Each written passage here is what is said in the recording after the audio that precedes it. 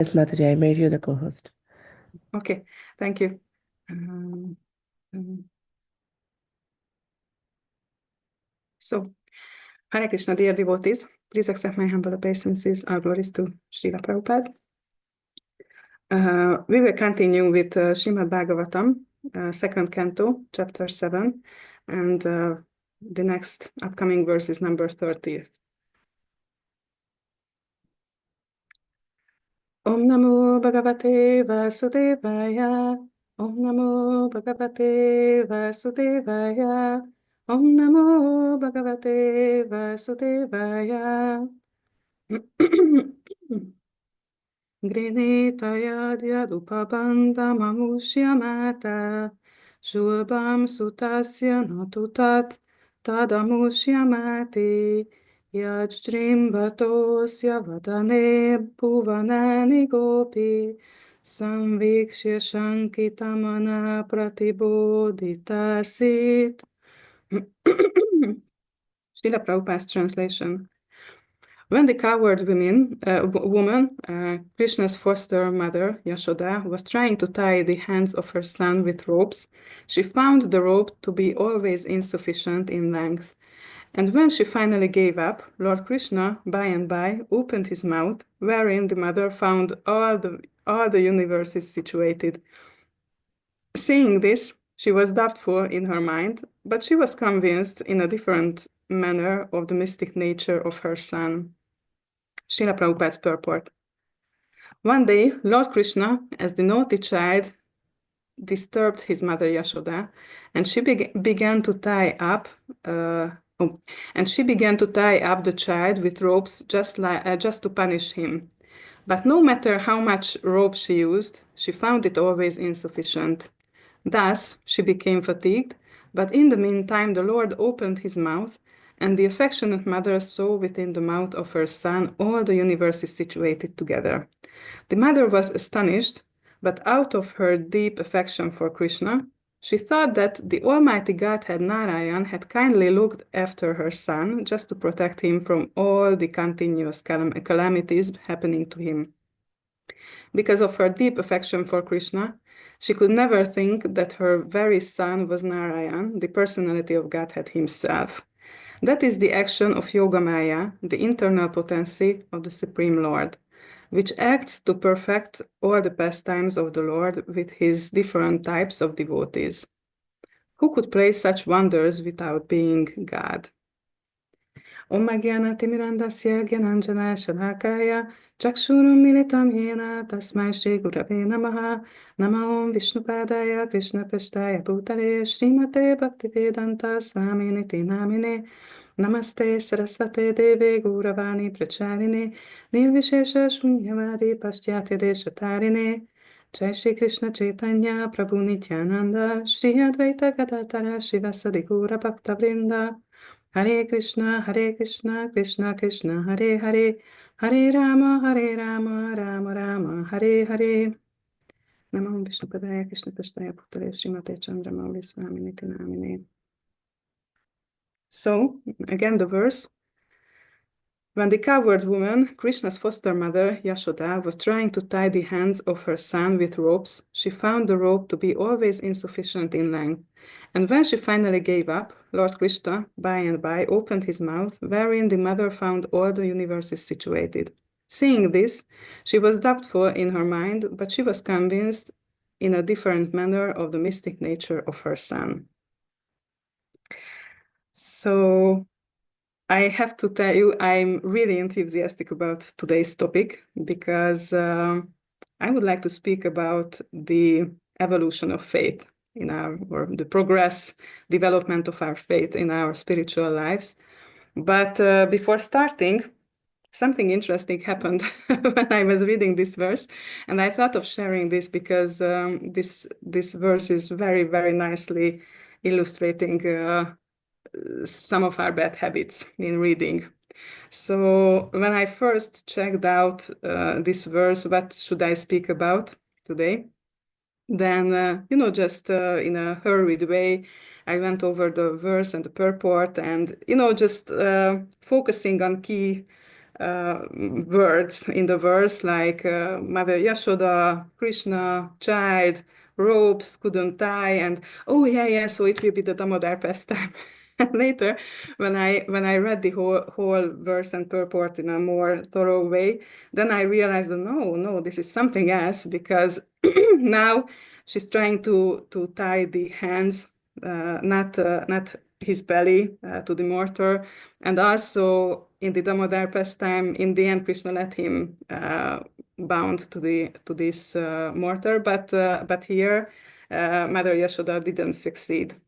So this is a different pastime, and I really felt embarrassed that, oh, I'm not really reading thoroughly enough. And sometimes it happens when we are reading that we just focus on some points of the verse, and not really catching the main meaning because of this, or not really contemplating on the verse, because yeah, I know, let's go forward to something new. So I thought it was really interesting example, and I thought of sharing this with you. But let's move forward to the main topic, because here in this verse it's mentioned, but we see many times in Krishna's Vrindavan pastimes, that somehow the inhabitants of Vrindavan somehow refuse to to accept that Krishna is God. and and I started to think that, oh wow, it's so interesting, because mm, on the lowest mm,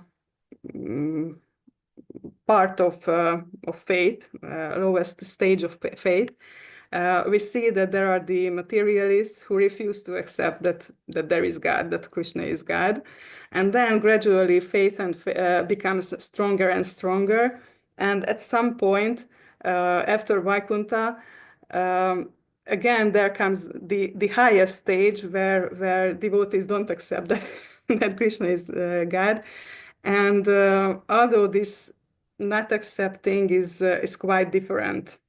Uh, why? Because this is like a tree, and its reflection in the water. So the top of the tree being reflected in the water is very blurry. So it's not the same elaborated, fine picture, but very much resemble to the real top of the tree. So the way we go upwards and cross the limits of the material world, somehow we find that the original is quite similar in on the surface. I would say, obviously, the feelings, the motivation, the devotion is quite different there. But we see that there are the atheists who say that, oh, just show me God and then I will believe that He is God. But we see that even when you try to show like the deity form, the holy name, or so many other aspects of God, they refuse to accept. Even when they experience some kind of miracles, they try to find some material explanation. So they say that they would believe, but in the end, they just say that, okay, there should be some explanation, which I don't understand so far, but I will. So this is the faith, or the lack of faith, of atheists. Actually, they have faith, but they have faith in the material aspect, Maya Devi, I would say. Then one step higher is um, the God conscious, I would say. So it's not just Hare Krishna devotees, but there are God conscious people who has some kind of faith, but sometimes some kind of materialism or lack of faith mixes into it, because yeah, God is amazing, but just check out this pizza. Wow, this is here, this is tasty. So at this point now, it's somewhat better, or they have some kind of doubts that yes, I believe that there is God, but how can He leave, just not do anything when there is so much suffering in the world? It's so much complaint about this, even from religious people. And there is another aspect that I believe that there is God, but I need some kind of miracle to be able to accept it. And it means that we are still not so convinced. We are still not so sure about it. Or another aspect is that yeah, God knows everything. He's there. He's omnipotent and whatever. But in this situation, I know better what I should do. So still, there is some kind of doubt in the faith. And yeah, when devotion matures and there is deeper and deeper faith, deeper and deeper surrender, and at some point there is liberation, and there are the Vaikuntha planets, and there is no doubt anymore, obviously, about Krishna's godly nature. And then when we reach even higher levels and get to the planets of a planet of Goloka Vrindavan, then we see again that there are people who don't believe that Krishna is God. And when something happens which would suggest, they refuse to accept it. Just we saw the same mechanism with materialists, but the reason is different. So because uh, there is trust, there is shelter, there is attachment, there is service, there is love for Krishna, even without his godly position. So it's not needed, and it is even an obstacle in devotional service, because on the Vaikuntha level, uh, there is service, and everyone serves, but there is this mood that Lord Narayan, Vishnu, Krishna doesn't really need the service. But on Vaikuntha, because they don't accept Krishna's godly position, they have this mood that, oh, if I don't take care of Krishna properly, then what would happen? So if I don't give him these shoes, then the rocks may hurt his soles, or if I don't cook for him, then he might starve. Or so they are in this mood that Krishna will suffer in some way if they don't do this service. But on Vaikuntha is different. So even if I'm not doing this service, Krishna is self-satisfied. So yeah, that's a different mood. So just to go a little bit into examples, like there was one example which came to my mind, that just imagine that you are sitting and at the table and just trying to figure out all your expenses, how to pay the bills and the taxes and whatever.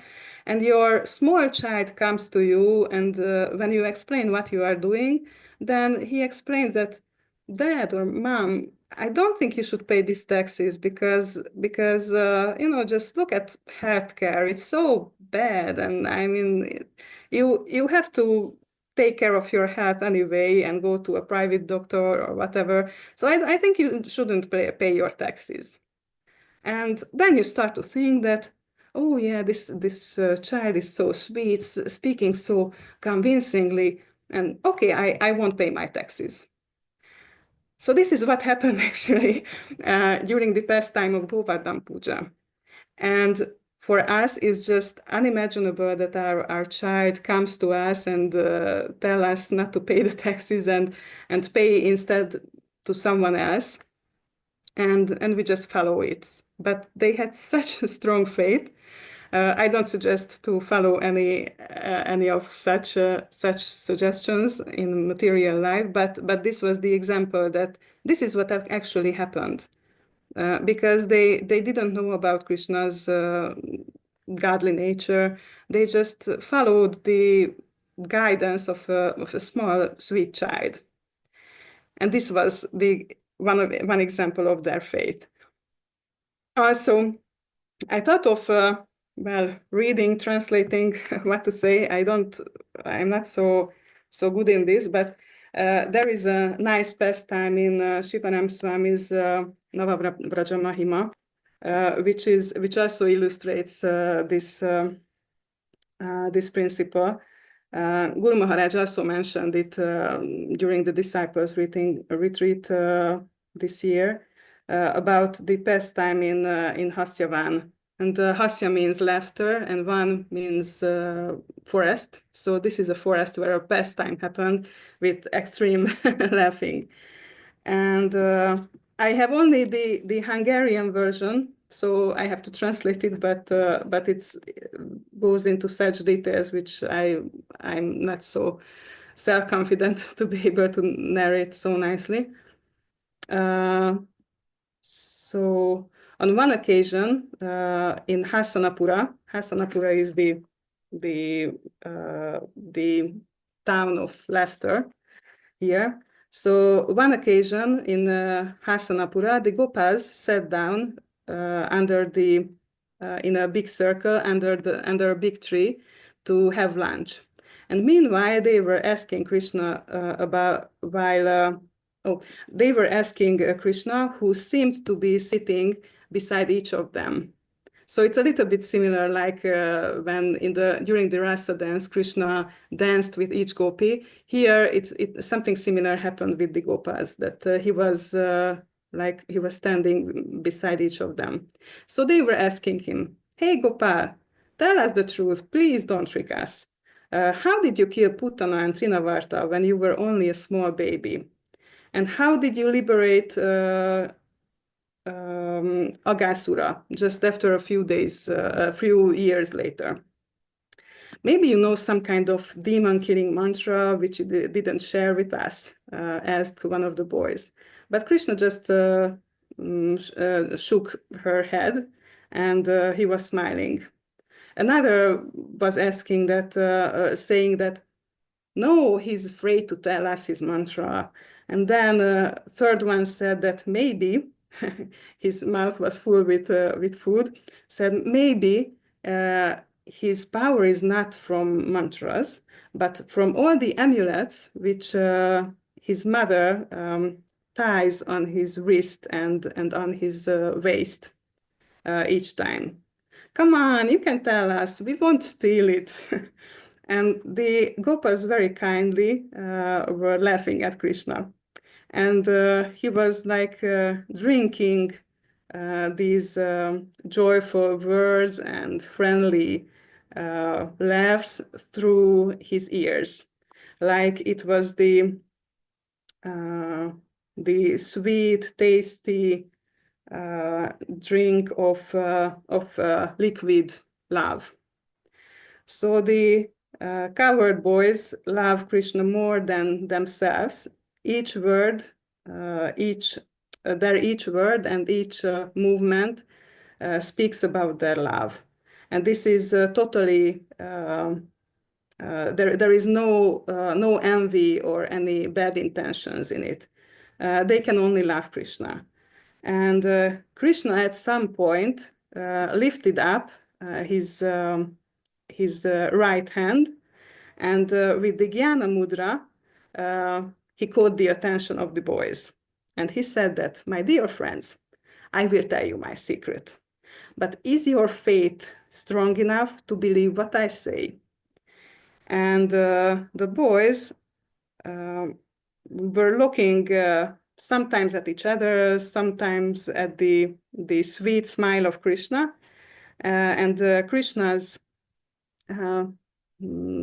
facial expression enchanted them so much that without even thinking, they said yes. So Krishna was approvingly nodding, and the cowherd boys, like the ropes of sweetness, tied them to Krishna's smile in an enchanted, like an enchanted reflection. They were also nodding. Okay, said Krishna. As you believe in me, I will tell you where my power comes from. The Gopas leaned closer, not to miss even one word of what Krishna would say to them. So, when it was my name-giving ceremony, Gargamuni said that I'm just like Narayan, and my power destroys not only every obstacle, but everything and everyone who endangers my devotees.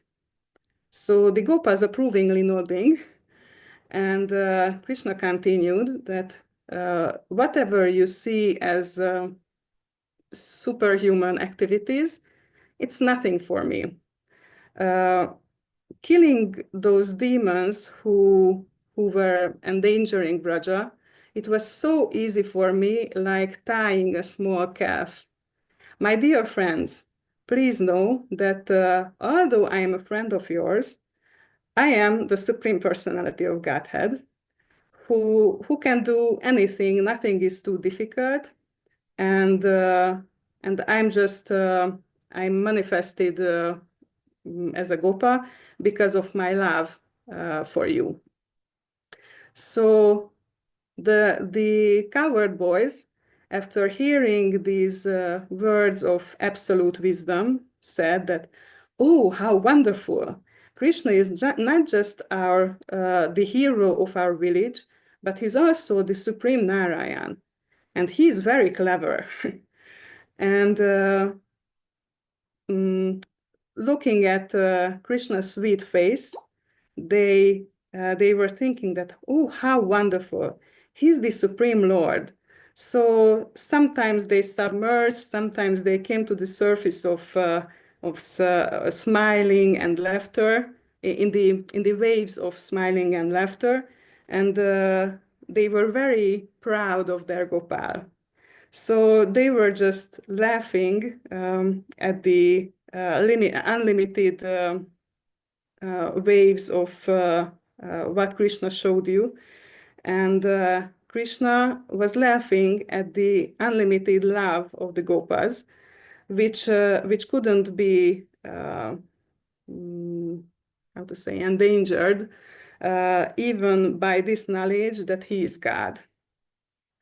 And yeah, so it continues, but I think we see the point here that Krishna tells the Gopas that I'm God, I'm the Supreme Personality of Godhead, and they are just laughing at it. I mean, here it seems that they believe that it's just like they don't comprehend this. So this is how amazing and wonderful faith is in the topmost regions of spiritual birth and the topmost regions of love, the highest stages. But obviously, it's very special, and one has to reach these levels. And I spoke about this in such length because I think that we should be inspired about because of this, hearing about this, because many times we think that that in the beginning stages it's really important to have faith because it helps us start our spiritual progress. And yeah, faith is also important when some kind of difficulties come and we have to overcome them. We have to not lose faith and keep going on. So it's also important. But there are so much more to it. And my experience, at least, is that we don't give so much importance to faith and how to develop it on higher and higher stages in our spiritual life. So one thing which was important, interesting for me, that many times lately I refer to, I listened to one series of classes about general overview of Srimad Bhagavatam from Bhaktivedanta Goswami. And he was speaking it was really a general overview of the cantos, but when he reached the 10th canto, uh, instead he started to speak. I think like 2 hour class was given only to the verse, this Etechem Shakalapumsa verse, which speaks about it, that Krishna is the supreme personality of Godhead and everything emanates from him, and even the incarnations are his different incarnations like all the other avatars, and he is the supreme source of everything, and he is the most supreme. And at first I was surprised that, oh, but we know that what to speak about this for 2 hours, you know. But but it's also because, for example, he mentioned that Jiva Goswami has his satsandarbhas, and one volume, I think maybe almost all of it, is dedicated to this verse, and we can understand that this is really important. And the thing which I mentioned the first, what happened, how I was reading this verse, something similar happens here, that we read that, okay, Krishna is the supreme personality of Godhead. I understand this. Okay, let's move forward. But do we understand how important it is, and understand the small and bigger cracks on our faith that we in practice, in realizations, how much we lack in understanding this principle, this fact. So one aspect is that we consider so many things to be higher. For example, like, our sense gratification, this desire for sense gratification comes from this, that there is something which is higher for us than Krishna. Just imagine, mm, like sometimes we think that, oh, when we are there is sunset, we are sitting by a lake with our spouse or beloved person, and oh, how nice it is. And in the heat of the moment, who thinks about Krishna?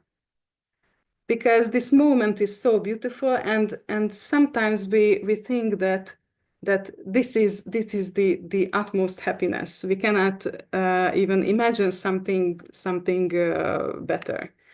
Or like it's a winter evening, and outside it's snow falls down, and heaps of snow everywhere, but you sit in the warm room beside a fireplace in an armchair covered by blankets, having some, I don't know, some people may drink cocoa, some other don't, but drinking something warm, and so everything is nice and cozy, and just, oh, how nice to watch the outside. So these are the moments which are like, we are not really thinking about Krishna. It feels so perfect. Or, I didn't even speak about the so-called happiness of sex life. Or, for example, when we have a child, a daughter or son, and the first steps, the first words, or him or her getting a diploma, and then we think that this is the utmost happiness.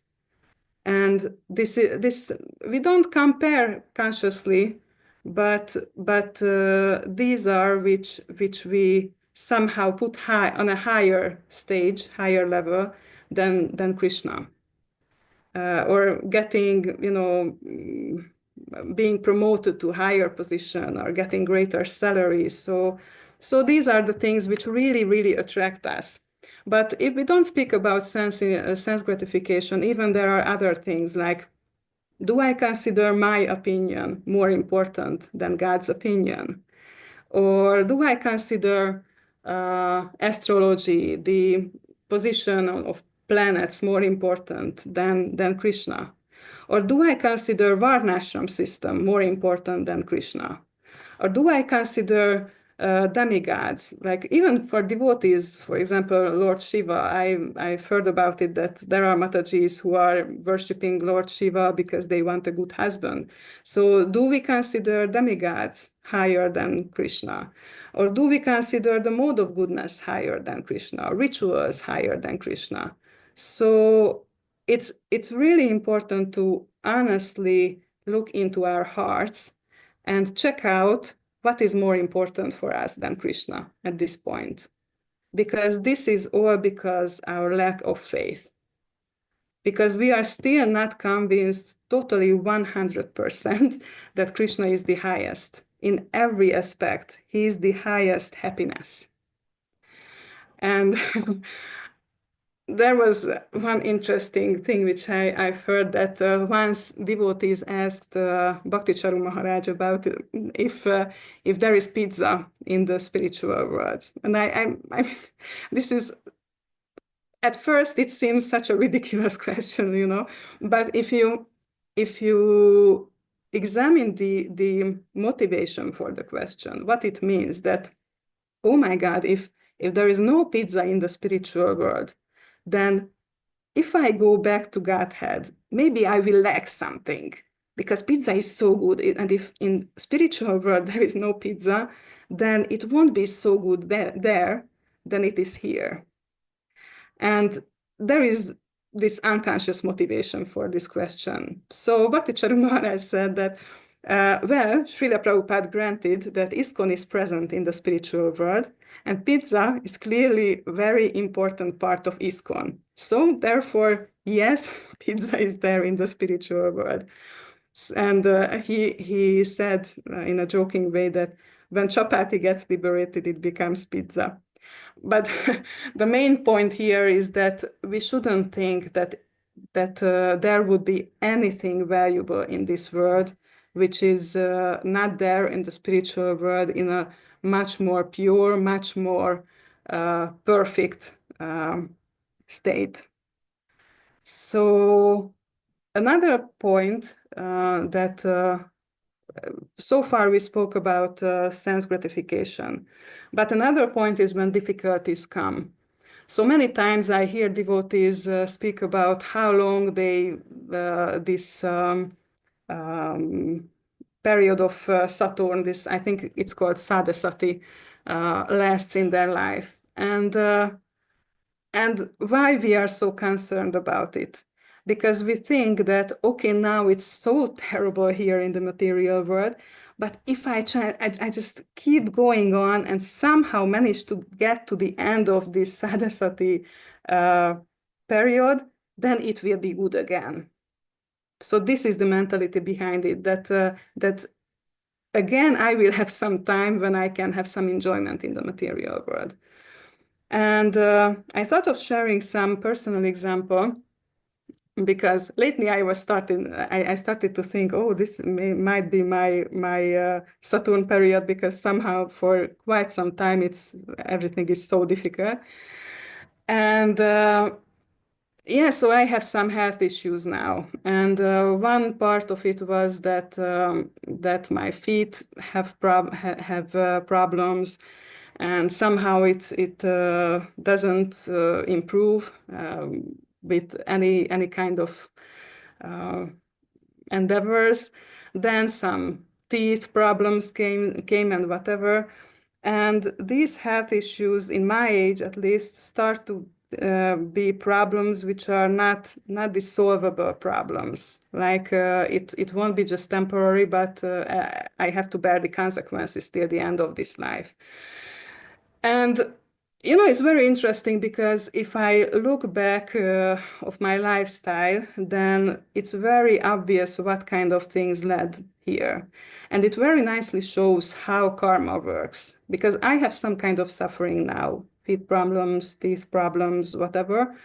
But the reason is excess weight, too much sugar, and these things. So these are the direct reasons. But if we go another step back, then the reason is stress eating, and the reason is stress which I allowed in my life, like too busy schedule, not being able to say no when I'm requested to do some things, and sometimes not being able to request help when it was needed. And it's very interesting because if I think back, then I know where should I have behaved in different ways. And even now I see that it was just not possible for me to behave in another way because somehow the certain modes of nature which affected me pushed me very strongly into one direction. So karma works in this way that there is some kind of outer circumstances and there are the prominent modes of nature pushing into direction. And, there are other choices also, but we don't see them. Or there are other choices, but we don't have the self-control to choose them. So this is how karma works. It's not like there is no free will, but still the senses drag you so strongly that you cannot act freely or cannot see freely the possibilities. And this is also one point why it's so important to follow a guru. It's not enough to, I study the scriptures by myself and I will understand this and follow it and whatever. Guru is important for so many aspects, but this is one of them that we don't see clearly because until we are able to reach the stage of seeing through the eyes of scriptures, we are not able to see clearly. And we are there at some point of our lives, and there are some doors in front of us, and we have to choose which one we choose and go through. And the guru says something that you should choose this door. And maybe we are not convinced that that door would be good, but so many times it happens that we don't even see that there is a door. And that's the situation when following an instructions becomes difficult because we think that, oh my God, Guru Maharaj says that I should go into that direction, but there is no door, I cannot go through, and I will just run into it with full force and it will hurt.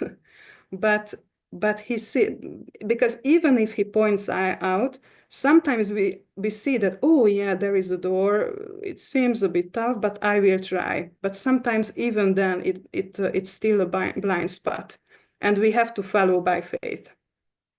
So this happens when we also have to develop our faith in the instructions of the guru.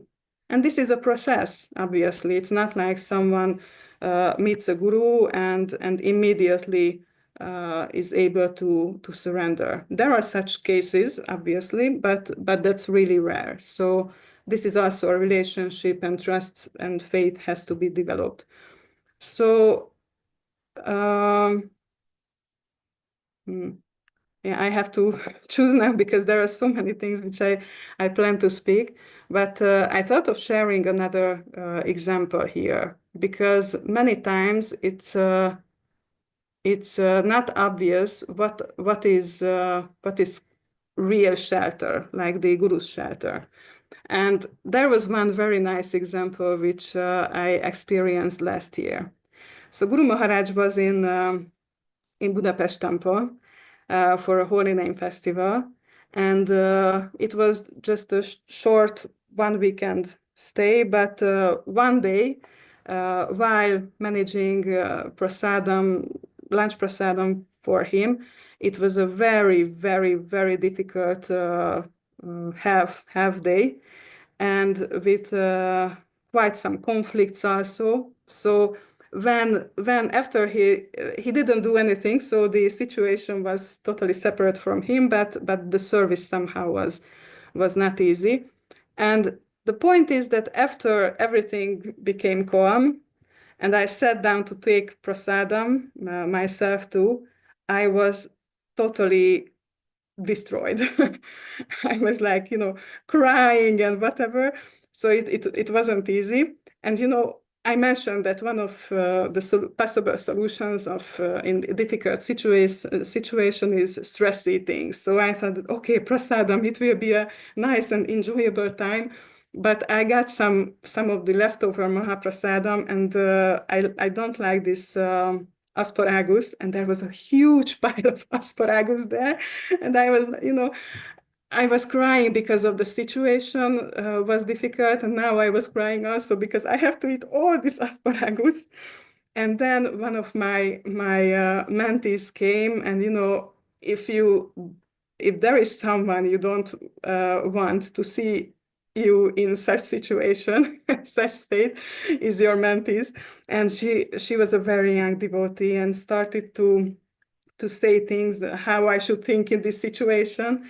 And I thought, okay, now I also have to act humble. I mean, try to be humble and accept everything. So everything piled up, and it was so difficult. And there was only one thing which I tried to hang on to, one memory, that there was one Mataji throughout this whole, a senior devotee, who was very kind, well, smiling and whatever, very supportive throughout the day. And I was just trying to fix my focus, my mind on her. But at some point, she also came and chastised me for something. So even that sanctuary was also gone, and really, I was just totally destroyed. And then I finished prasadam, prepared to go home, and at that point, Guru Maharaj called me, and he needed one of his books, this Forbidden Voices. So, there was some kind of instruction, there was some task, some service to do. And it was so amazing that, like a snap, everything was gone, all the crying, all the despair and whatever. I just knew that, okay, I have to go and solve this situation. And I was so surprised to see that I tried to find so many shelters, but in the end, the instruction of the Guru, it was the final, the ultimate shelter. So this was such a nice illustration for me. And so going back to the other story of these health issues. So as I mentioned, what are the reasons which got to this, which took me to this point?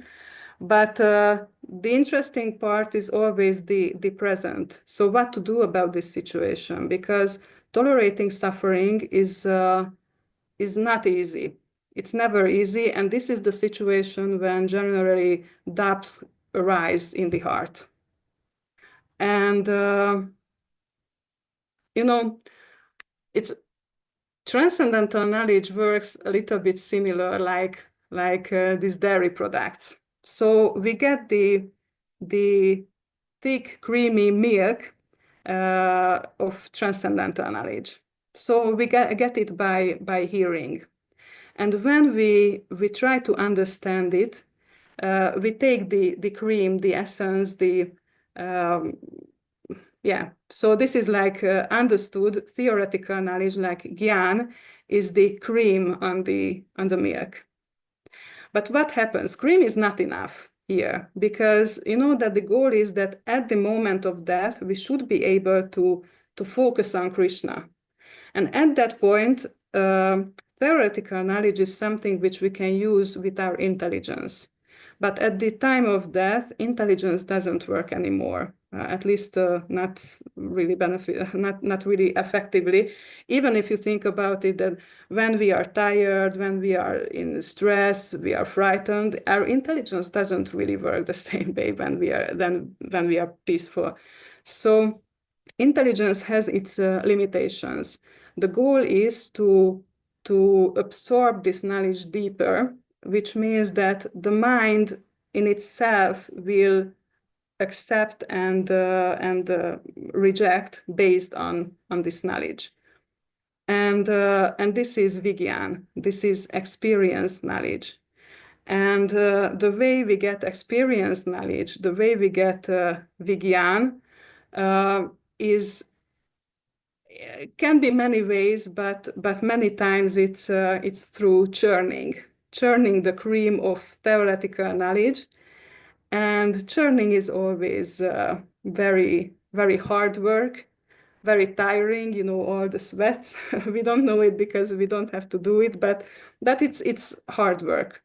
And when difficulties come, this give us the possibility to turn the theoretical knowledge into experienced, realized knowledge. And it's just like also like Arjuna fought on the battle at the battlefield of Kurukshetra. Each day when we get up in the morning, we are fighting our own Kurukshetra war. But as Sanjaya as Sanjaya said, that Arjuna will win the war because with Krishna on his side, it's not possible to lose.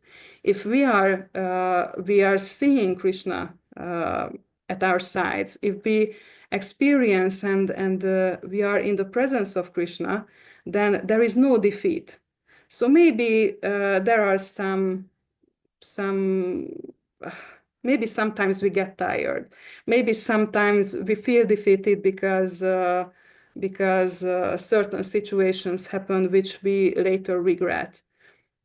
But the ultimate defeat is only if we give up. Because if we remain on the battlefield and focus on Krishna and accept his presence, accept his guidance, then it's inevitable that we will win this war. And our job is to keep going on and follow his instructions. Because if we are doing this churning work, if we are churning the proper substance with the proper method, then something beneficial will come out of it.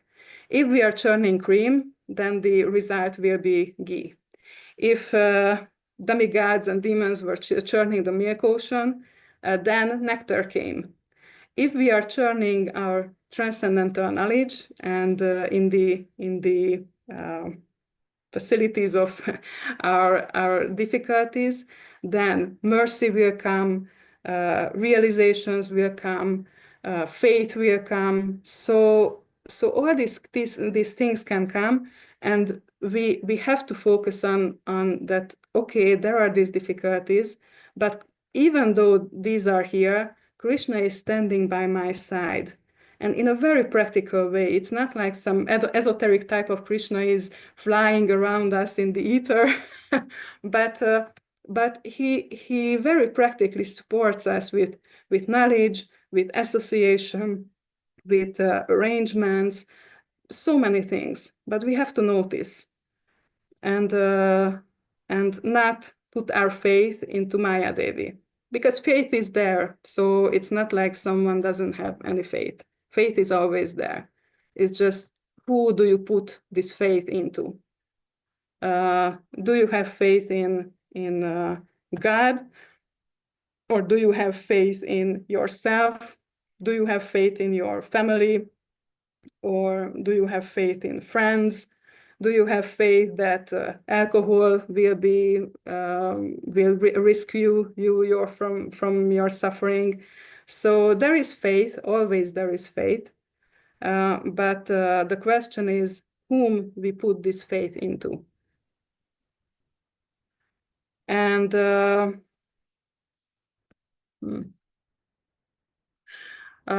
one of my last points was another aspect that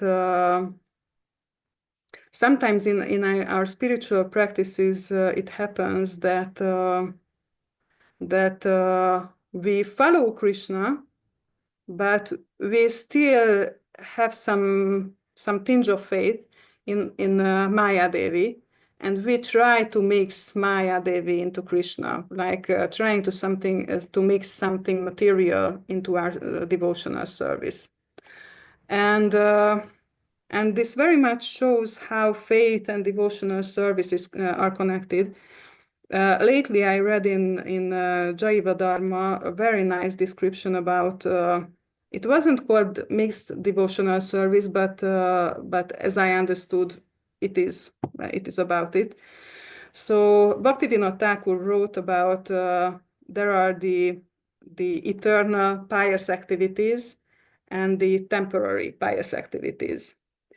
And sometimes we are satisfied with the term pious activities, but there is a huge difference between the two types. So the eternal pious activities are those which are pure devotional service or something that leads to pure devotional service.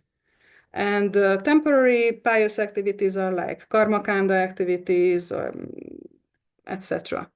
And very interesting, there is no, the two are not, two are independent. So it's not like one is dependent on the other. The two are totally independent. And he mentioned that sometimes devotees think that impersonal liberation fits into the category of eternal pious activity, or so that's eternal.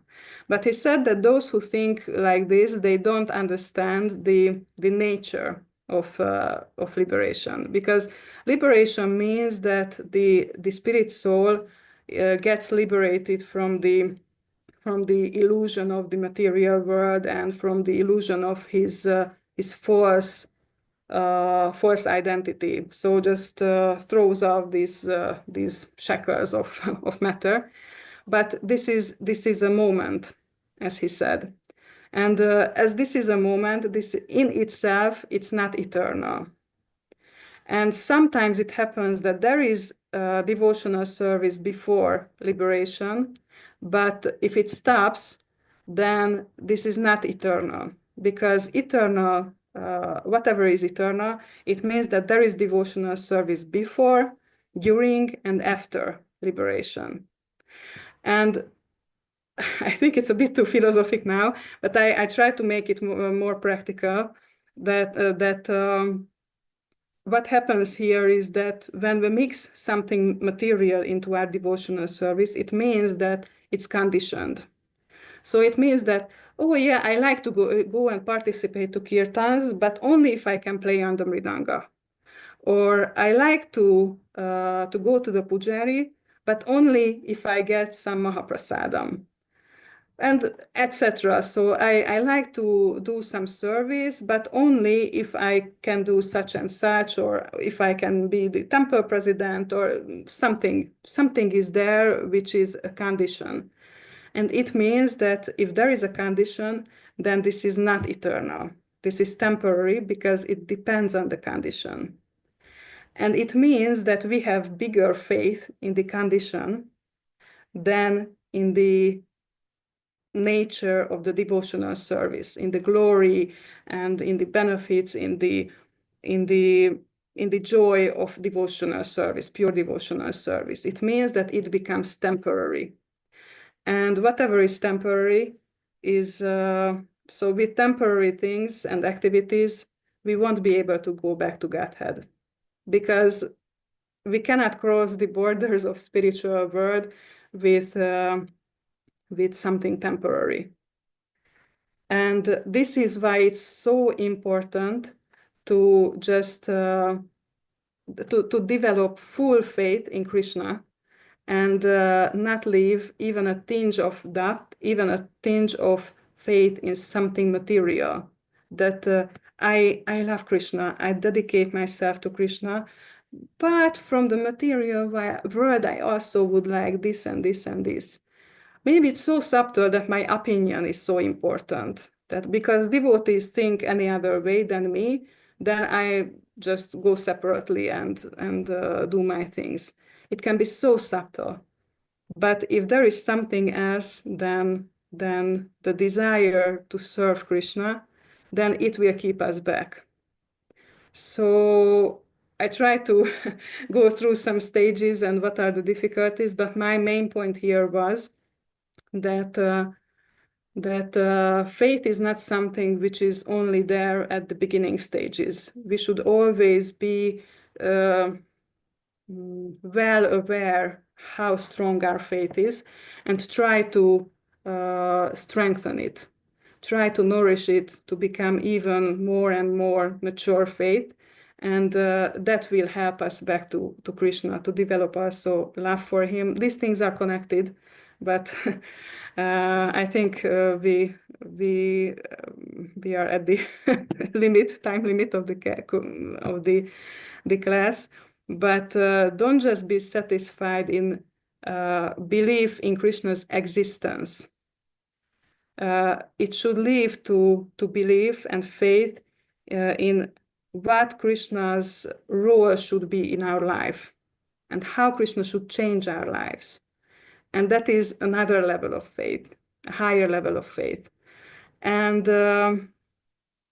in the end, we also see that there are such high-level devotees who like on the surface seemingly doesn't have faith in Krishna, but this also shows us very nicely that don't be misled by superficial understandings of something. So many times we judge each other based on what we see on each other on the surface, but inside, deep inside, all the devotees are fighting their own Kurukshetra wars. Not just you, not just me, everyone. And yes, sometimes we fall and then get up and fight again.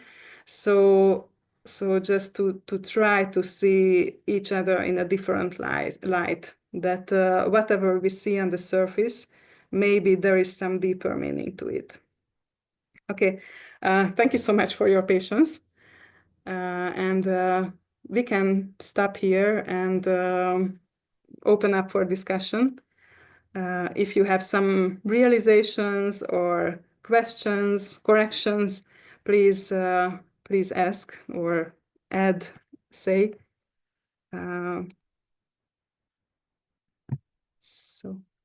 Yes, Dheeraj Prabhu. Hare Krishna Mataji, please accept my Hare humble Krishna. obeisance. All glories to Prabhupada and all glories to Guru Maharaj. Thank Hare you for the Krishna. so amazing class. You almost cleared many of the points through your wonderful examples. But my question was how to see Krishna in every situation. Like, as I'm a neophyte devotee, like sometimes good things happen in spiritual and in my material life. Then I see, yeah, Krishna is reciprocating.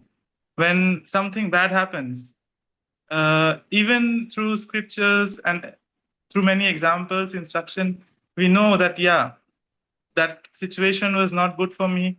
That is why it didn't happen. But it is difficult to digest that time. So how to see in this situation? So if you enlighten. Yeah. Thank you so very much. It's a very, very good question. I think also very practical one and useful for all of us.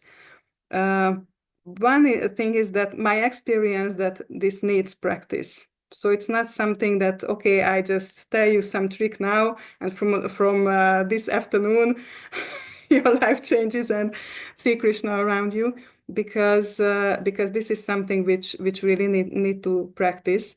And one thing which is important here is hearing. Because when we hear about Krishna, then it means that our way of thinking changes.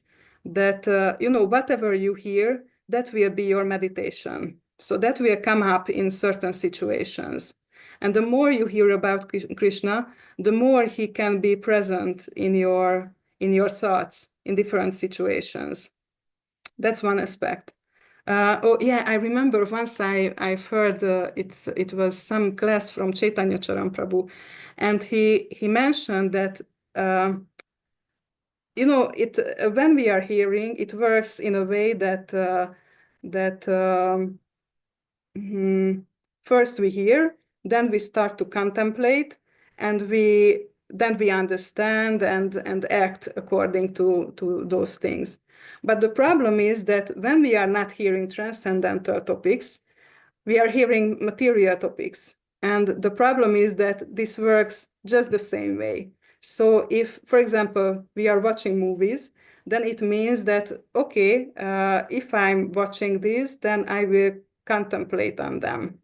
And they can just get into my actions also.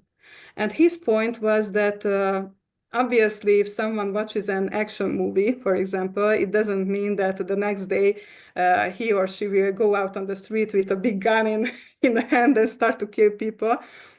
So obviously there is intelligence. So those who are who are able to who are very, very intelligent, they can how to say, stop the process even before it starts. So the most intelligent people don't even listen to these topics. But there are those who are a bit less intelligent. They listen to these topics, but they can stop themselves not to contemplate on it because, okay, I watched it and whatever. But there are those who even contemplate on it, but don't go out on the street with a gun in hand. But there are those who do something. Sometimes it's not like so extreme, but how to behave with others and things like that. So the best is if we don't listen to material topics, but spiritual topics, and then it will be present naturally in our mind, and Krishna will be there always.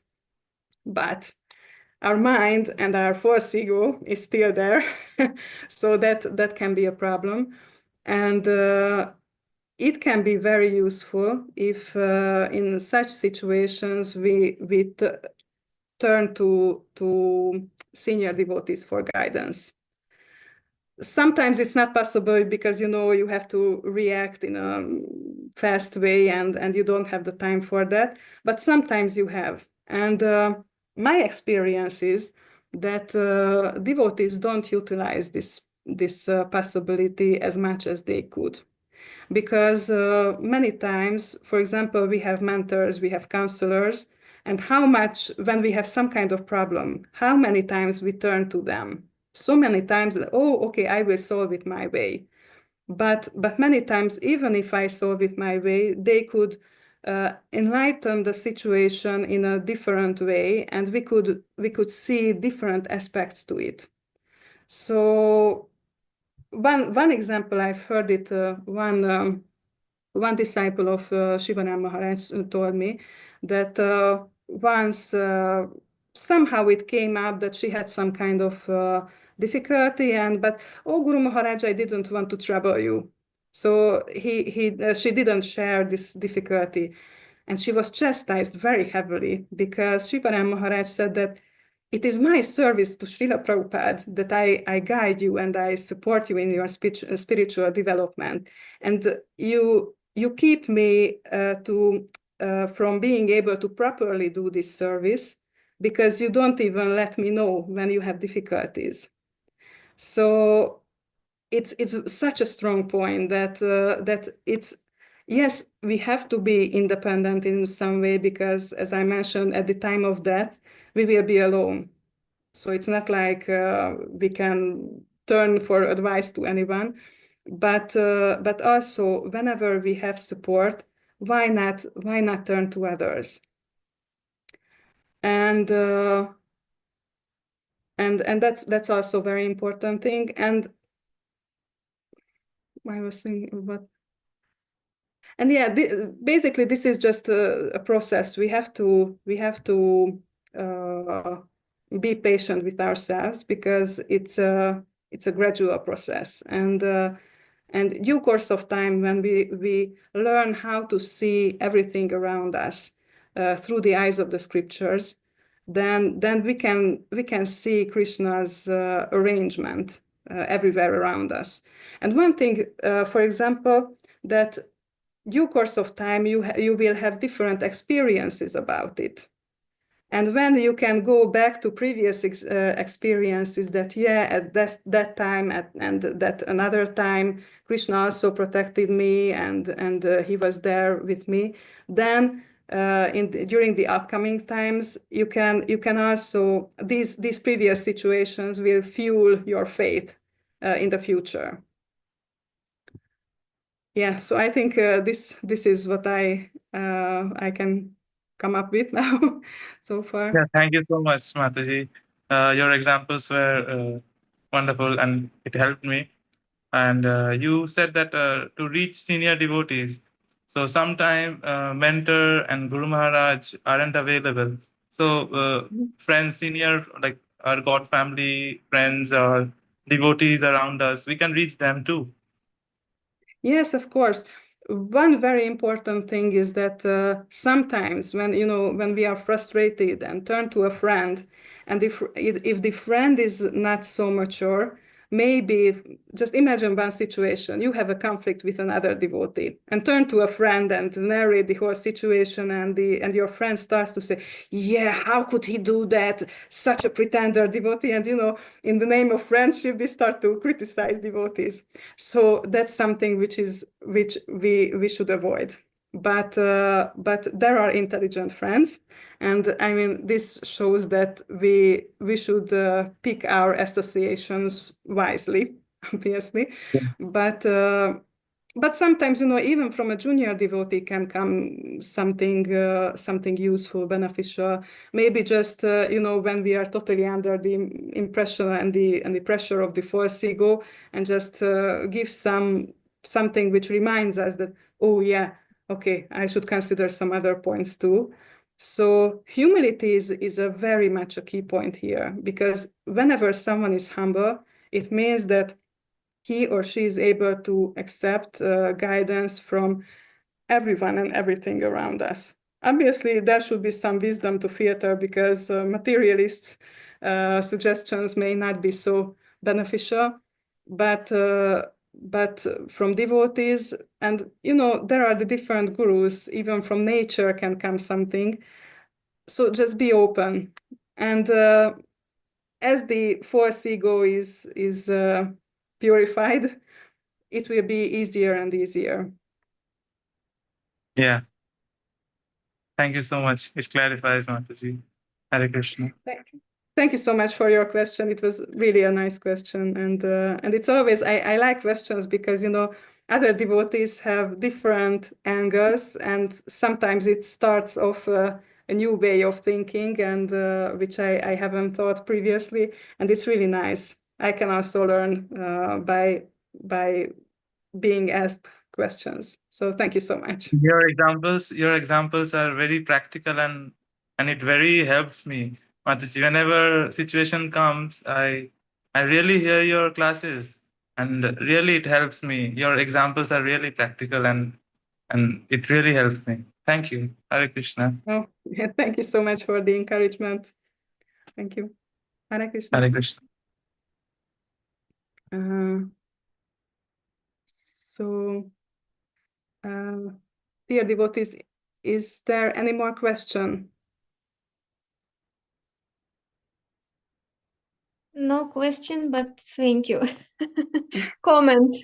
So to say, a comment, because I am actually extremely impressed, and also regarding what you were sharing now, touched too much heart regarding the Maharaj, that we should share the difficulties, and besides, if these difficulties are extremely important, I mean, not important, but they are covering also material and spiritual life. So in such periods, it's so much important to do it. And the most interesting point is, even though Maharaj is extremely very busy, he is indeed, but still in somehow, some way, there is opportunity to send at least email, or through somebody, or somehow, at least like through the, if not through direct communication, at least through the hard communication, which is getting built with time, of course, with period, because anyway, Maharaj, I mean, Guru is still will leave this planet, so still that bondage, it is still with us. But the most important thing is that not to deal alone with those Mhm. difficulties which can press you down, Yeah. because otherwise it is also then going bad relationship with Krishna, because depends which kind of difficulties, but it can some devotees are pushing away Krishna. They don't want even to appeal to Krishna by going through such difficulties. Of course, it depends, but still. And there were this moment that you were sharing regarding that you were listening Srimad Bhagavatam of Bhaktivedanta Goswami Maharaj, that on the now the actually I have question, because still it hasn't gone. This 10th canto, like I am also I'm from Moldova, and here we have Srimad Bhagavatam online classes daily at 8 o'clock, 1 hour in the morning. And we are going, I mean, I connected when they were passing already 10th canto, going through 10th canto. And I see that now it's 10th canto, 16th chapter. So I see that by being on the material platform, I mean, material consumption is not about the material platform, but the consumption is materialistic because. So I'm talking about myself, and I was also thinking regarding the nullified devotees, like we are here not manjaris, so to say, but and I also hear some comments. So that can divert the vision about Krishna, because this spiritual relationship, those who are on the material conceptions, they are bringing to materialistic relationship. So that is kind of bit very much not scary, but it's troubles. How to say? That can bring to offenses, let's say like this, and not properly understanding relationship between devotees and Krishna, understanding who is Krishna. This spiritual, basically, there is spiritual relationship. It's nothing material, but acceptance. That's kind of difficult. So, if people are on the level with so much materialistic conceptions, like, isn't it by listening lecture, by going through 10th canto, won't it divert actually the consciousness?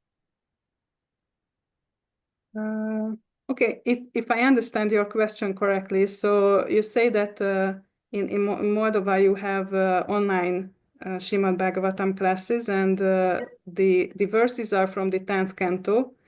They passed already, of course, all the 9 cantos. Yeah, I have come, of course. but I'm thinking about also those devotees who are on the platform that they were not listening. They were not studying. It's not about listening, studying.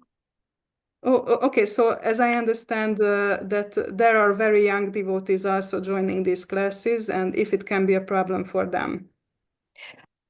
There are, but who is giving? They are, of course, counselors and that, but also others, new incomers as well. New, that means like some years, but still. Yeah, it can be a problem anywhere, because generally the standard is that the temple starts the Srimad Bhagavatam from Canto 1 and gradually progresses, and throughout many years they get to the 10th canto. And as far as I know, generally they do that. They finish with the verses which Srila Prabhupada translated so far. So usually then they go back to the first canto. But it's always the responsibility of the person who gives the class, because during the Srimad Bhagavatam class, there is a verse, but there is a huge commentary from the class giver, and they can emphasize many points. So if someone is experienced in giving classes, they are able to give class from a certain verse from, on different levels. Obviously, when we go to preach, then we don't preach from the 10th canto generally, but you can see that even Srila Prabhupada wrote the Krishna book, which is distributed on the streets. And it also contains, for example, even the rasa dance. So it's not like it's not possible to present it in such a way that that hopefully if someone is, it's not like giving class to materialist people. At least someone already accepted theoretically, Krishna's supreme position. And obviously, it's possible to go into the more intimate, more confidential parts of the pastimes. And there are so many different layers of each pastime. But it's also possible to speak about it on another level, like, which is not so confidential, but emphasizing, I mean, with the pastime, emphasize the basic principles of, like, you are not this body, you are a spirit soul, and you can emphasize these points from Krishna's Vrindavan pastimes also. So it's very much up to the person who gives the class, because these things should be considered when someone decides what to speak about. So the best is if you know your audience, and then you can pick what to speak about and what not. When it's an online class, it's questionable. Like, you see, I also spoke about the topmost faith of the inhabitants of Vrindavan, and I have to admit, I don't know each of you personally and your background. So, but these are the principles, at least, that the audience somehow should be taken into consideration in what to speak about. Yeah. Also, a very interesting point that, for example, Srila Prabhupada gave us this order that we should first read Bhagavad Gita, then Srimad Bhagavatam, and then Chaitanya Charitamrita. And when we read Chaitanya Charitamrita, it's very obvious that this is so confidential. And I was very surprised when I read once that, for example, Bhaktisiddhanta Saraswati Thakur, he suggested that first start with Chaitanya Bhagavat. And the reason for that was because it's easier to read and more engaging, and then move towards the other ones. And I was thinking just today or yesterday, I was thinking about it, that, for example, Srila Prabhupada was preaching on the West. And on the West, people didn't know what the soul is, what it means that you are not the body, and these basic things. We didn't know anything about this, how to understand Chaitanya Mahaprabhu's pastimes without knowing what are the modes of nature. But it was another thing that Bhaktisiddhanta Saraswati Thakur was preaching mainly to the people in India, who were well aware of these basic philosophical teachings, and maybe they had the wrong conception, but at least they were familiar with the terms and what they mean. So this also illustrates that in different situations, different audience, there may be some kind of differences. Also, when it's about Srila Prabhupada's recommendation, that's another point, that we don't read only the scriptures, but we read also his commentaries.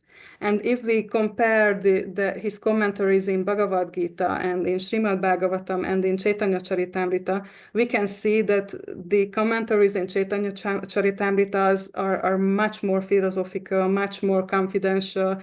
So this shows that for us, this is the guideline. So yeah, it's a very fine topic. I mean, there are very fine lines in each situation how to apply the principles, but yeah, hopefully those who give the classes are hopefully they know what they are doing. Thank you so much. Actually, kind of pacified my heart.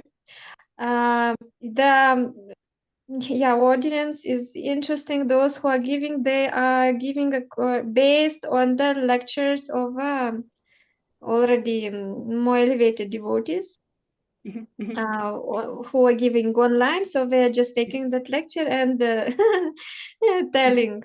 I mean, in the audience. But yeah, I see just sometimes, like they commenting with materialistic way of seeing the situation itself. But as you were also saying that, yeah, it's important of accepting that Krishna is a supreme personality of Godhead. Yes. So this is the base. And just now when you were talking, so Krishna somehow revealed that he is taking care of each and every devotee on on his level. And also reminded when I was talking with Trai Prabhu from Italy, disciple of Srila Prabhupada. So he constantly distributing also Bhagavad Gita. He got the instruction from Srila Prabhupada to distribute daily his books. And he was telling one time that sometimes, like at the beginning, they were distributing whatever was there in their hands. Sometimes it was coming like one of a canto of Srimad Bhagavatam, sometimes even Chaitanya Charitamrita. So what you will do? And when you just said about Krishna book, yeah, oh, okay. So Krishna reminded that, yes, of course. And in this case, it's already, as last time you were telling also, depends on the level of listener. Like, because this is the core point. It's like when disciples is ready, guru is coming. So when the person is ready something to listen, then it will be translated. Translated, I mean, coming from the mouth of a teacher. And that person who has to hear, so he will hear because he needs to hear it. Yeah. Yeah, what you said just reminded me on something, because there is in Bhagavad Gita, Krishna speaks about it, that those who ever want to believe and follow demigods, I will strengthen their desire.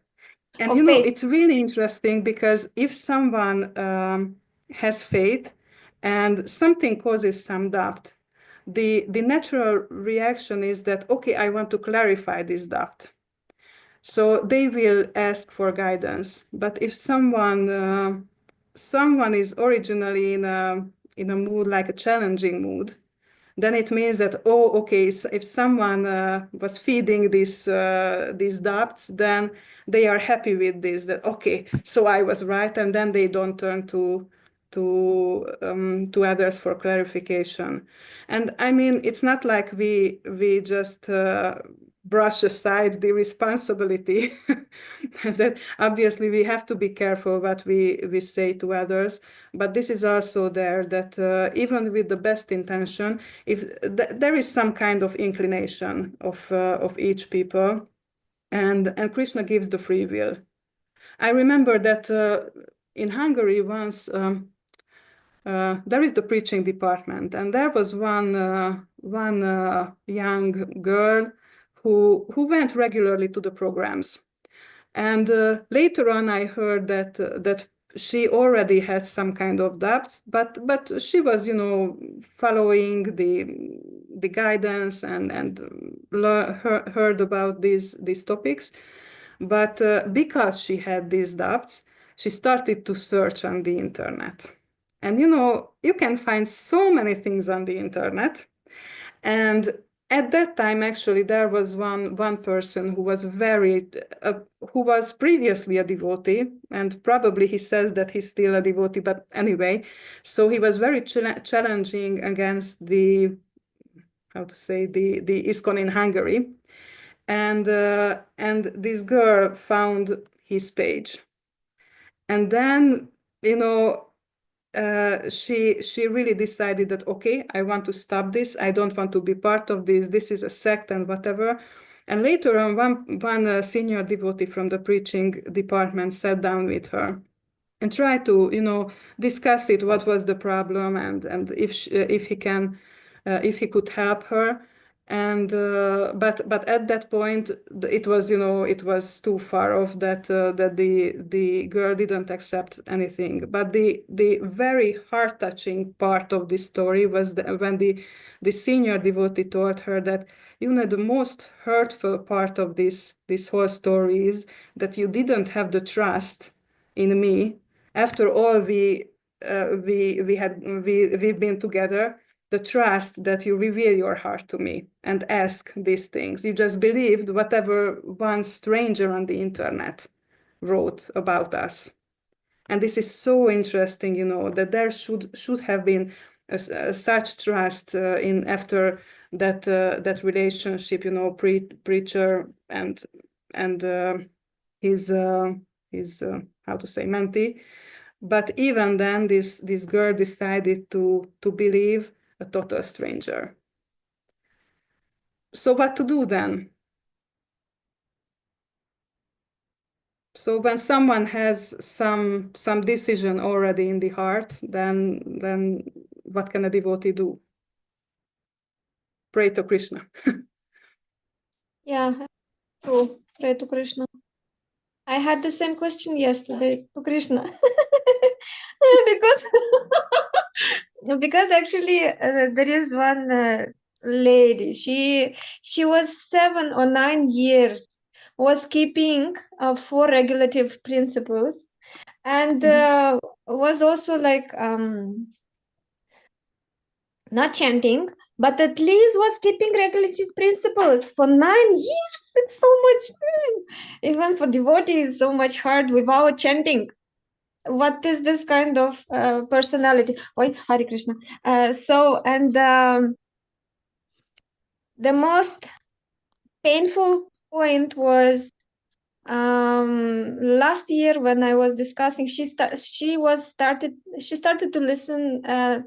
Nutritionist, or how to say, and so now the people who are giving this supplements stuff, yeah, so they are giving also from cow, yeah, collagen cow from the bones. This as they are propagating that this is good for the hairs, is good for the skin, is good for the so many stuff. So, and the most quite very much abnormal thing, like really the person was very much accepting what a stranger says in just some, like, you don't know this person, you are just listening her like for maybe half an hour, but you totally changed your life by accepting the ugra karma, so to say, and then you will suffer. Yes, of course, cows are suffering, and so many others, but basically you will suffer also, and that spoiling the consciousness just in half an hour of a discussion. This is really like Krishna is telling in Bhagavad Gita. He's giving this faith, but how it's changing so much. Like, I mean, no need to show me Krishna how. Can I be honest? I think in this situation it wasn't so surprising because you mentioned that she was not chanting. And following the 4 regulative principles is not easy. So I don't say that it's easy, but this is only on the material level. That means that you are to some extent in the mode of goodness, and that's material level. That's the pious activities, or not even pious activities, because the four regulative principle means that that we are not committing sinful activities. It only means that. But if there is nothing, I mean, I'm sure that she did some service or something, so it's probably there was something transcendental. But the holy name is the basis for everything, and if it's not there, then with the mode of goodness, what you do. Krishna speaks about it in the Bhagavad Gita, that the modes of nature are always challenging each other and push each other aside. So it means that, okay, now you are in the mode of goodness, but maybe tomorrow you will not be. So chanting is much more important. The four regulative principles' importance lies in its supportance for chanting. So chanting will be more effective if we don't commit sinful activities. But that's not the goal. Thank you. Yeah, right. I skipped from my mind. Yeah, right. That's the So I basis. mean, this is why we are always encouraging everyone to chant the holy names, because that's the core of our, and I would say the heart of our movement, of our process and everything. But it's even then it's a very sad story, because whenever someone dedicated himself or herself to some extent, and I mean, this is an effort when someone follows the four regulative principles, so it's not like it's not valuable to some extent. So it's still such a sad story, and hopefully we'll turn back to to God, and let's see. Yeah, thank you. Yeah. Thank you so much for your comments. Maybe I was thinking maybe we should end the call, because less and less devotees Yeah. are here. Hare Krishna. Thank you. But thank you so much for your question, your comments. It was very, very interesting and useful. Thank you. So, dear devotees, thank you so much for attending to this daily call, and hopefully you will join tomorrow again. I think tomorrow Maharaj will give class, and let's dive deep again into transcendental philosophy. Vanchakalpatarubhyascha kripasindhubhya eva ca patitanam pavanebhyo vaishnavebhyo namo namaha. Grantaraj Srimad Bhagavatam ki jai, Srila Prabhupada ki jai. Thank you so much. Guru Hare Maharaj Krishna. ki jai. Jai. Hare Krishna. I'm Hare just Krishna. trying to find how to end this broadcast, but It's all together can be just on leave and just leave and that's it, because I've heard end the call. some. You have to turn I've the heard. live streaming. Turn off the live streaming first. Yeah, I heard some examples when live stream